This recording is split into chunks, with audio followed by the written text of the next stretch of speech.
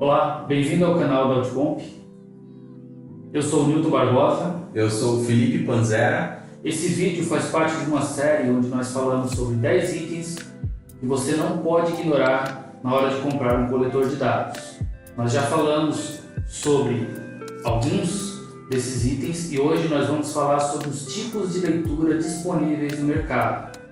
Os coletores de dados, para quem não sabe, ele tem um leitor que funciona com laser. O Felipe vai falar um pouco mais a respeito e vai discorrer um pouco para a gente quais são os tipos de leitura disponíveis no mercado e para que elas podem ser aplicadas, ou seja, para que tipo de operação ela pode ser aplicada. Felipe, tudo bem? Tudo bem. Obrigado mais uma vez pela oportunidade de falar no canal da Outcomp. Legal. Felipe, o pessoal, em geral, ele acha que é simplesmente procurar uma integradora de tecnologia e fazer a compra de um coletor de dados. Mas a gente sabe que, em muitos casos, isso requer uma análise prévia do ambiente do cliente e, dentre essa análise prévia, um dos itens que devem ser analisados é o tipo de etiqueta que ele usa, o tipo de código de barra e como esse código de barra vai ser capturado pelos equipamentos. Pode falar um pouco mais a respeito para a gente? Exatamente, Nilton. Assim como nós falamos no vídeo anterior, inclusive quem não viu ainda pode clicar no link aqui nesse vídeo e acompanhar. Foi o link onde a gente falou do sistema operacional. E assim como o sistema operacional, que leva consigo uma série de atributos que devemos nos preocupar na hora de fazer a aquisição do coletor, o código é um deles. Tá? Por que o código é importante? Atualmente, com a atualização de todas as coisas, tecnologia, as coisas novas que vão surgindo, a gente é meio que obrigado a seguir um padrão para que a gente continue, seguindo principalmente uma linha produtiva, a tênue, e para que os negócios dos clientes eles possam continuar evoluindo, E a gente iniciou, na verdade o código de barras ele começou em outros dispositivos e tem inúmeros modelos de código. A gente tem ali o código de barras, que é o código convencional que a gente encontra em supermercado, farmácia. A gente tem o próprio código de barras dos boletos, Sim. E outros códigos que não cabe a gente aqui discriminar o uso de cada um deles, mas cada um tem a sua propriedade e leva consigo a sua necessidade para ser utilizada no negócio, E os dispositivos eles foram evoluindo. Então a gente tem hoje aqueles leitores CCD, por exemplo, que faz a leitura do código de barra com um pouco de dificuldade. Você tem que encostar bem o equipamento, para poder fazer a leitura, ler. É uma tecnologia um pouco mais antiga, Mais antiga. Ele lê um D, ele tem um código na horizontal também, E aí vermelhinho, mas assim, você precisa de uma proximidade com o código. O código precisa estar perfeito, senão você tem mais dificuldade ainda de fazer a leitura. Sim. E ele hoje é pouco utilizado, Então os equipamentos que têm ainda esse tipo de código, porque atende vários estabelecimentos, eles costumam ser mais baratos. Então existe hoje no mercado, mas não é um produto que hoje chama tanta atenção pela sua agilidade, vamos dizer. Perfeito. Logo em seguida veio surgindo outros mecanismos de leitura, cada vez mais aprimorado, Ainda um D que a gente chama, que são os códigos de barra intervalado, que é aquela partinha preta com a parte branca. A gente vai colocar no vídeo aí para vocês. Muito curioso, inclusive, fazendo um adendo, muitas pessoas pensam que a parte de leitura está na parte preta, E ao contrário, ela está no intervalo, que é a parte branca. Eu tô sabendo disso agora. Pois é, eu estou vendo tem muito tempo também. Legal. Uma curiosidade. Então é a parte intervalada da parte preta que é a que corresponde aos dados. Quando ele bate no código de barra, ele identifica onde está apagado e, aliás, ele identifica só onde não está apagado. Exatamente. Poder trazer os dados, né? É aquele intervalinho ali, né? Legal, legal. Então aí surgiu o código de fato 1D mais aprimorado, né? Onde você conseguia fazer a leitura com um pouco mais de facilidade, até uma certa distância. E aí vale muito a pena ressaltar essa questão, né? Quando a gente fala de produtos específicos, como produtos do supermercado ou produtos até de correspondência, de transporte, a gente fala de códigos 1D e normalmente códigos relativamente pequenos, onde eu consigo fazer aquela operação ali próxima do produto ou do objeto a ser lido, né? Então a distância média ali, ela é de 40 centímetros para um dispositivo que faz a leitura do código 1D, Sim. tá? E sempre vai ser correspondente ao tamanho do código, tá? Isso é uma informação muito importante. Eu vou falar um pouco aqui também dessa questão da distância, porque tem algumas necessidades de operação de longa distância. E aí a gente fala, lê a 15 metros, 20 metros de distância. Mas existe um contexto por trás disso, Legal. porque é o tamanho do código, o tipo de material utilizado para refletir essa leitura. Tá? Então a distância convencional é essa, 1D, né? Normalmente 40 centímetros. E tem o 2D também, que é o código QR Code, Data Matrix, muito utilizado atualmente para uma composição maior de dados. Quando você precisa incluir ali uma massa maior, né, que não cabe normalmente no tamanho do código de barras, e aí ali você consegue imputar, eu não me recordo agora a quantidade de caractere, mas você consegue imputar uma quantidade maior de caractere. Sim. E com base nisso você tem uma tratativa maior no seu software, no seu retaguarda, para você conseguir aproveitar essas informações. Me parece que ele meio que, na hora que você vai fazer a leitura, os leitores, ele meio que reconstrói o código caso ele seja danificado, não é? Isso é uma vantagem bastante relevante, principalmente para as empresas que trabalham ali com logística, transporte, porque acontece muito de deteriorar a etiqueta até pelo transporte, pelo manuseio, né? Então sim, esses códigos, esse mecanismo de leitura 2D, que normalmente é um feixe quadrado de luz, ele reconstrói sim, tá? O código, tá? Tanto o código de barras quanto propriamente um QR Code, se ele tiver ali com um desgaste ou de repente tiver deteriorado, até rasgado com um pouquinho de dano, você ainda consegue fazer a leitura do código, porque ele consegue reconstruir a parte danificada. Legal. E não só isso, tá? Acontece muito também no cenário de empresas de logística, de estrechar ali o pallet, né, com uma quantidade razoável de produtos e tudo mais, e você precisa fazer uma leitura de uma etiqueta que está por trás do plástico. Eu já vi muitas empresas que ficam lá, o operador fica rasga o plástico, abre, para conseguir fazer a leitura do código, porque muitas vezes o plástico reflete, e se você não está utilizando um equipamento com a tecnologia mais nova, normalmente esses equipamentos que fazem a leitura do 2D, que é o código QR Code ou Matrix, ou dentre outros, mas o código 2D, ele reconstrói, e não só reconstrói, mas ele lê através do plástico. Que legal. Então isso facilita também o processo para as empresas que têm essa dinâmica, né? Imagina o tempo de você ficar lá perdendo, rasgando plástico. Verdade. Eu vi que ele recupera até 25% do código. Você pode rasgar 25% dele, fazer a leitura que ele consegue ler.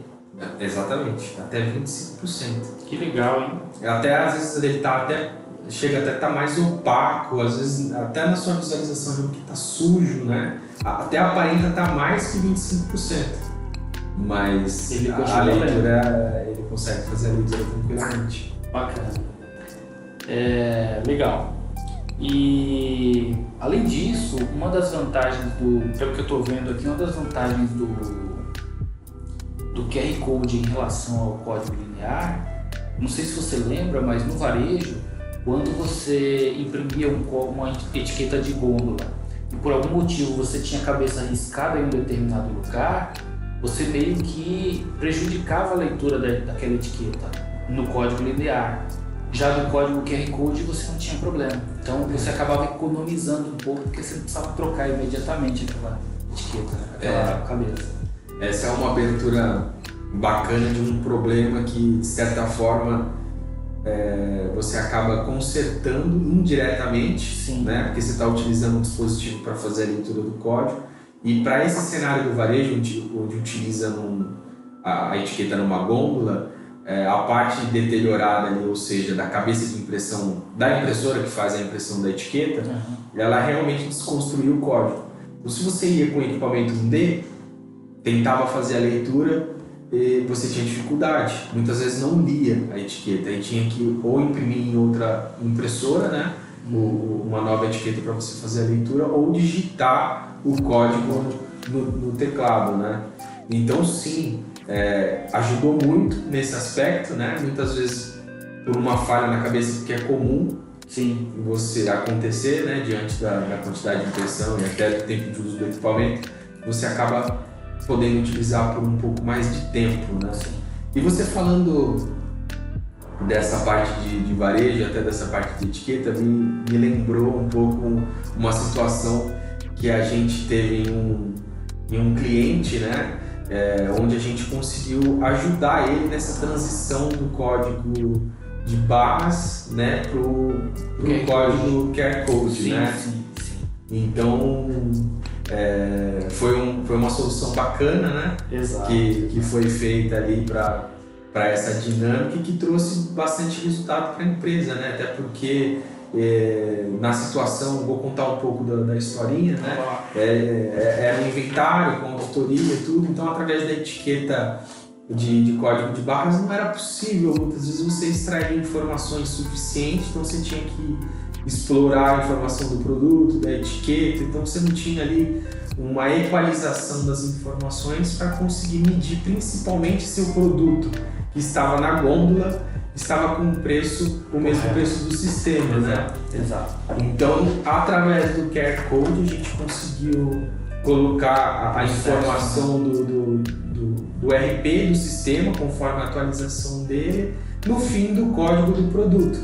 Então, quando a pessoa que ia fazer o inventário, ela fazia a leitura do QR Code através do coletor de dados, e o próprio sistema, que era um sistema interno da própria empresa, eles desenvolveram isso internamente, conseguia assimilar essa informação e constatar se aquele produto realmente estava com o mesmo preço do RP. Se não tivesse com o mesmo preço, ele automaticamente encaminhava no próprio aplicativo do software para reimprimir a etiqueta com o preço correto. Exatamente. Então acho que foi uma das funções assim, de transição e até fazendo uma analogia com o uso de novas tecnologias para beneficiar, né, quem ainda desconhece, né, do uso correto do código de barras, né, ou do código em si que guarda ali as informações. Verdade. É um mecanismo bacana. Legal. E essa ideia foi sua, né, cara? Contei essa história aqui. Não tem problema. Parabéns, Legal, realmente legal. é um trabalho que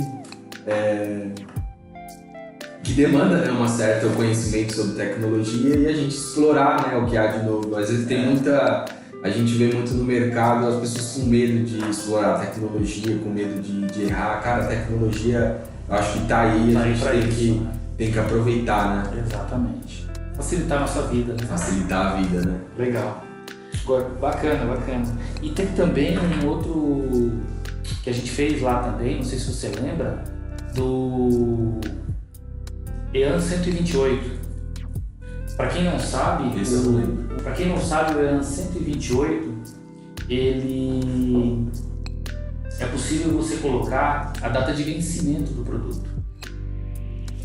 Então, legal. Para quem tem balança da Toledo, procura o pessoal, tá? Porque é possível você imprimir as etiquetas de balança no formato EAN 128 e configurar o seu PDV para entender essa informação. Resultado: se alguém foi lá embalar a mussarela, porque, né, o pessoal sempre faz a embalagem da mussarela e deixam o autosserviço lá.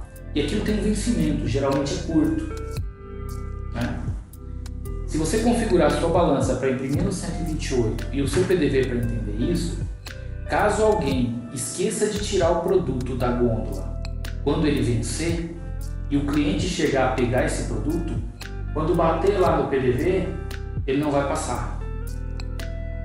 Muito bacana. Então isso evita que muito gerente vá para o xadrez, que é o que já acontece. aconteceu bastante, tá? Então se você não sabe dessa, se liga aí. E não só isso, né, Milton?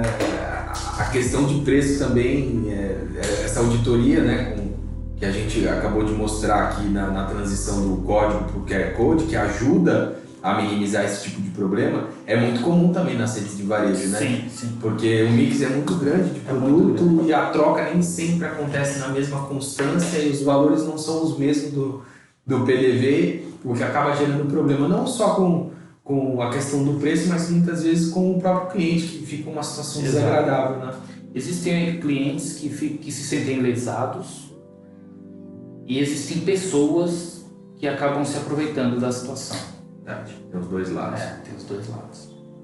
Mas de qualquer maneira, o processo de auditoria de preço com o QR Code, ele está aí para ajudar o varejista a resolver esse problema, que é um problema ad eterno, né? Se você não tiver um processo onde as pessoas sejam responsáveis e executem isso numa frequência curta, para que você não tenha maiores problemas, você vai evitar bastante perda e vai manter o teu negócio cada vez mais saudável. Legal, bacana. Agora voltando um pouco aos tipos de leitura, nós temos a leitura padrão, que é em torno de 40 centímetros. Eu vi aqui também que tem o médio range, alguma coisa assim. Qual que é o nome exato para isso aí? É isso mesmo. A gente tem a leitura standard, né? Que é em torno de 40 centímetros.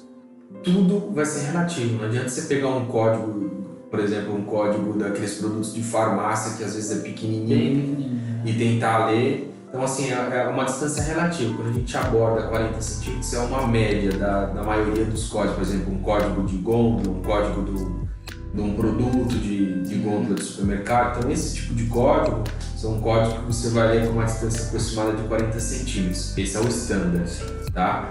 Aí a gente parte pro mid-range, que é uma distância média, né? Na nomenclatura de datasheet, os testes de engenharia, fica em torno de 5 até 5 metros de distância do código. Que já é uma distância boa, né? Exatamente. E não impede, muitas vezes, se você tem um código grande e ele está impresso numa placa que tem um bom material, que é refletivo, que ele consegue ter uma resposta bacana, muitas vezes esse mid-range não vem até numa distância maior. Então você vê que assim... Depende muito do ambiente. Exatamente, iluminação, ambiente, não dá para você padronizar só a necessidade do equipamento, você tem que analisar todo o cenário, né? Você tem que ter o tamanho do código, o tipo de material que foi impresso o código, o seu coletor e a distância apropriada, iluminação, e aí você fazer o teste. Você vai encontrar o equipamento correto para uso na operação. E aí tem outros tipos de distância também, né? A gente tem o long range, tem uma distância também aproximada ali de 12 até 15 metros mais ou menos, né? Normalmente é utilizado a leitura linear de 1D mesmo nesse equipamento. Ele segue mais ou menos ali a mesma nomenclatura da leitura Lorax, né? Que é um pouco mais antiga, mais ou menos a mesma distância. E a gente tem para os mais novos o Exchange Range, aí vai até mais de 20 metros em algumas situações, sempre levando em conta todo o cenário. Não dá para a gente, obviamente, considerar só um padrão. Se eu pegar um Exchange Range e querer ler o código da bula lá do remédio, não vai ler. Tá? Então você tem que ter esse entendimento de que é o conjunto que vai te propiciar o uso da operação. E para que eu vou usar isso? Acontece muito, principalmente em operações logísticas, onde você tem produtos que estão lá em cima armazenados. Lá na parte de cima. Na parte de cima, e você precisa consolidar. Então muitas vezes a operação daquela empresa propicia o uso de um coletor de longa distância para evitar que você tenha que colocar uma empilhadeira, descer todo o produto, fazer a leitura para depois subir. Então é ganho de tempo também, né? Ganho de produtividade. Ganho de produtividade. Legal. Bacana. Além desses São 4 tipos de leitura. Então, recapitulando: Standard Range, Mid Range, qual que é a outra? A Standard, Médio. a médio, a Standard é Standard mesmo, Mid Range, nomenclatura de MR, né? Nós temos o Lorax, o LR, Long Range, e a gente tem o ER, que é o Exchange Range. Perfeito. Então, o cara, ele, na logística, se ele estiver no chão da logística mesmo, ele consegue fazer uma leitura de até 20 metros. Sim, com um coletor Exchange, com uma placa com um código pertinente, perfeitamente, tranquilamente, mais de 20 metros. Perfeito. Sobre leitores, tem mais alguma coisa? Eu acho legal, a gente tem alguns exemplos demonstrativos de leitura, né? Sim. E aí a gente vai fazer na sequência, acho que deve colocar agora para vocês assistirem. A gente vai colocar para vocês verem aí os exemplos de leitura. Todos esses exemplos que o Felipe citou, a gente vai colocar mostrando para vocês, deve passar aí durante o vídeo, mostrando para vocês como funciona esse tipo de leitura e como você pode usar isso na sua operação. Para ter uma ideia legal, você vê essa distância, obviamente é um comparativo de distância, mas quando eu descobri que tinha um tipo de leitura na época, né, que você podia ler uma distância tão grande igual essa, chegava a ser inacreditável, né? É legal mostrar, ver o pessoal, porque tem muita gente que desconhece, às vezes faz uso da operação nesse formato de usar empilhadeira e tudo mais, e dá para você colocar a tecnologia para facilitar o dia a dia, né? Inclusive, em algumas logísticas, dependendo do cenário, do ambiente, você consegue inclusive evitar acidentes. E se a pessoa não precisa ficar subindo, se pendurando nas coisas para fazer leitura, do chão mesmo ela consegue fazer, excelente. Você citou uma outra situação, né? Porque acontece, o normal deveria ser empilhadeira, desce o pallet. E ele no chão faz a leitura, mas bem colocado. Tem muita empresa que o cara coloca sobe. o usuário. Põe um pallet, o cara vai em cima e levanta lá para uma distância confortável para que ele consiga fazer a leitura. Muito perigoso. Né? Então é uma situação realmente que traz risco ali para a operação e para o usuário, né? Dependendo do operador, se fosse eu, por exemplo, dependendo da altura, as pernas já começam a tremer e dá certo. Também não vai da altura, né? Legal. Bom, pessoal, sobre os tipos de leitura, são esses os pontos que a gente tratou aqui, tá? A gente vai colocar os vídeos aí para vocês. E se inscrevam no nosso canal. Até o próximo vídeo. Um grande abraço aí. Até mais. Tchau. Até mais.